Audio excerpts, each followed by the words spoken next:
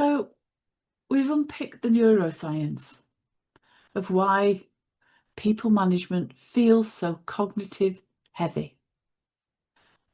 And we've looked at how our stress defaults can unintentionally build walls between us and our teams. So now let's turn theory into muscle memory. And how do we take the Jigsaw discovery framework and apply it to an actual workplace scenario that every single manager encounters at some point?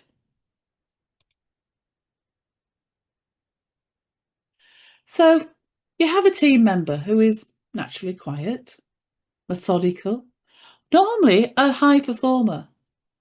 But over the past 3 or 4 weeks, they've started missing project deadlines, milestones.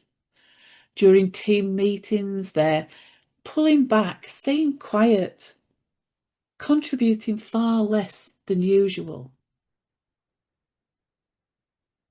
So, what happens when an accidental manager responds using their automatic technical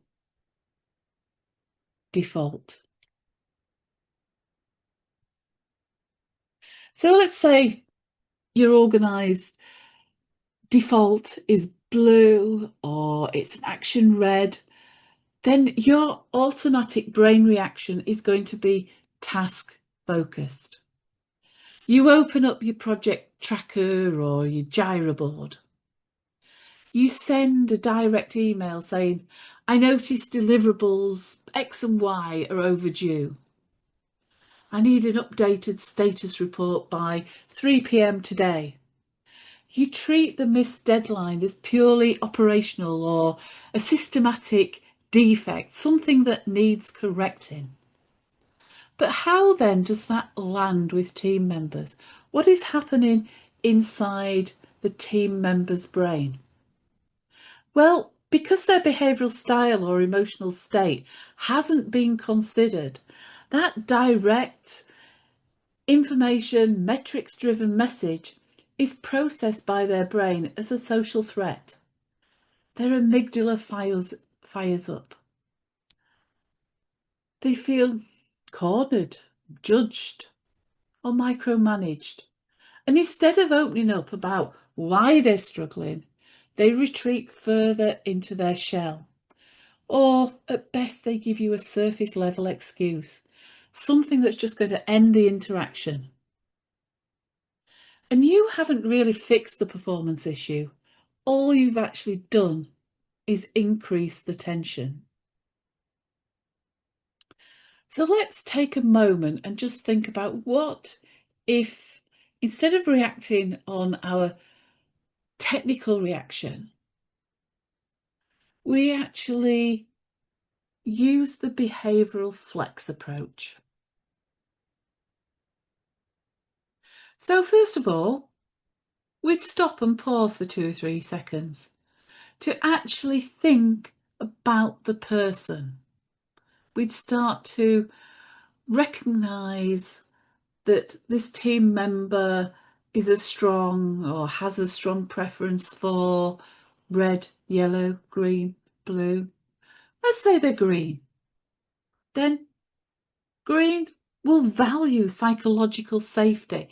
They'll value having a more clear structure, support mechanism, and actually recognition for their own personal situation and their values.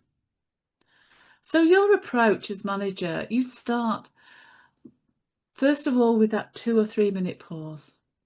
Then we'd schedule a short one-to-one that actually signals support, not interrogation.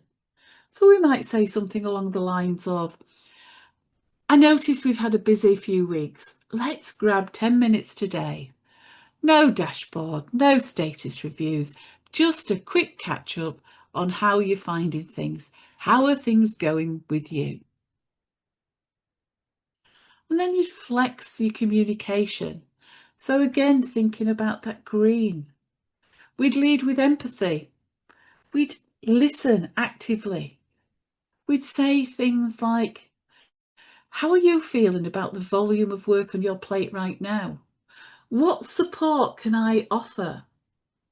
What can we deprioritize or reassign to give you some breathing space, to give you some mental capacity, some mental space?